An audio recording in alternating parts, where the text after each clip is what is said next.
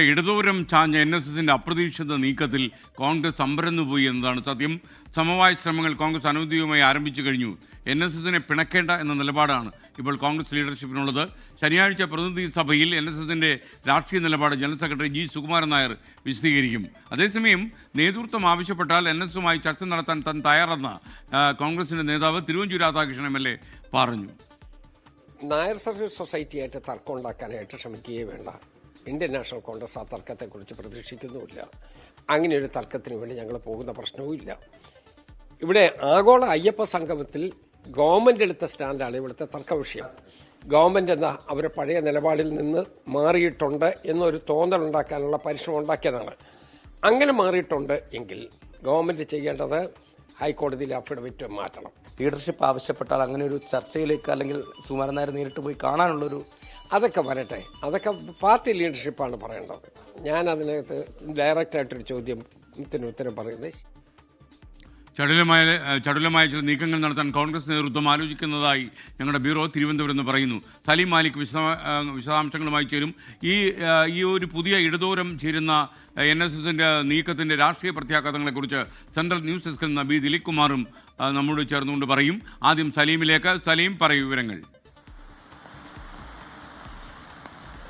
SKN NSSന്റെ പുതിയ നിലപാടിൽ കോൺഗ്രസിനുള്ളിൽ വലിയ ആശങ്കയുണ്ട്. ഏത് സാഹചര്യത്തിലാണ് ആ നിലപാട് NSS സ്വീകരിച്ചത് എന്നതുൾപ്പെടെയുള്ള കാര്യങ്ങളിൽ ഗൗരവമായ പരിശോധനയ്ക്ക് തയ്യാറെടുക്കുകയാണ് കോൺഗ്രസ്. കാരണം NSS എല്ലാ കാലത്തും സമദൂരം എന്നൊരു നിലപാട് പറയുമ്പോഴും കോൺഗ്രസിനൊപ്പം ശരിദൂരം എന്ന നിലയിൽ കോൺഗ്രസിനൊപ്പം ചേർന്ന് നിൽക്കുന്ന നിലപാടായിരുന്നു സ്വീകരിച്ചിരുന്നത്. കഴിഞ്ഞ കാലങ്ങളിൽ കുറച്ചധികമായി തന്നെ ആ നിലയിൽ സർക്കാരിനെതിരെയും കോൺഗ്രസിനൊപ്പവും എന്ന നിലയിലേക്ക് നിലപാട് സ്വീകരിച്ച NSS വളരെ പെട്ടെന്ന് ഈ നിലയിൽ കോൺഗ്രസിന് എതിരെ കോൺഗ്രസിലെ മുഖ്യമന്ത്രി ആര് എന്നുള്ള തർക്കമാണ് നടക്കുന്നത് എന്നുൾപ്പെടെയുള്ള വലിയ വിമർശനങ്ങൾ ഉയർത്തുകയും ഒപ്പം തന്നെ സർക്കാരിന് പിന്തുണ പ്രഖ്യാപിക്കുകയും ചെയ്ത സാഹചര്യമാണുള്ളത്. അത് കോൺഗ്രസ് ആ നിലയിൽ ഗൗരവത്തോടു കൂടി കാണുന്നു എന്നുള്ളത് മാത്രമല്ല, അതിൽ വളരെ വേഗത്തിൽ തന്നെ ഇടപെടൽ നടത്താനും തീരുമാനിച്ചിട്ടുണ്ട്.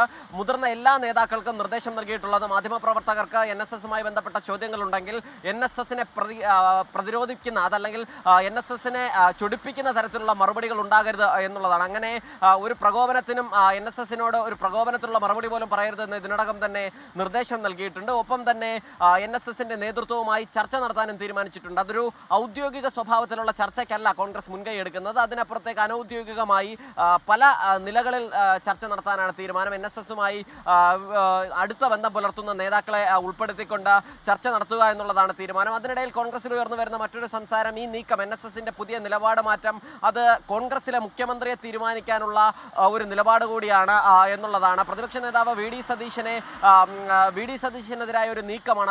അതിന് പിന്നിൽ കോൺഗ്രസിലെ തന്നെ ചില നേതാക്കളുടെ കൂടി പിന്തുണയുണ്ട് എന്നതുൾപ്പെടെയുള്ള ആരോപണങ്ങൾ കോൺഗ്രസിനുള്ളിലുണ്ട്. എന്തായാലും അക്കാര്യങ്ങളൊന്നും ചർച്ച ചെയ്ത് വഷളാക്കേണ്ടതില്ല നിലവിൽ എന്നുള്ളതാണ് കോൺഗ്രസിന്റെ തീരുമാനം. നൽകിയത്. ലോകത്തെവിടെയായാലും ഏത് സമയത്തും 24 വാർത്തകളും ഓഗ്മെന്റഡ് റിയാലിറ്റി പാക്കേജുകളും എക്സ്പ്ലെയിനറുകളും വിശദമായി കാണാൻ ഞങ്ങളുടെ YouTube ചാനൽ നിങ്ങൾക്ക് സബ്സ്ക്രൈബ് ചെയ്യാം.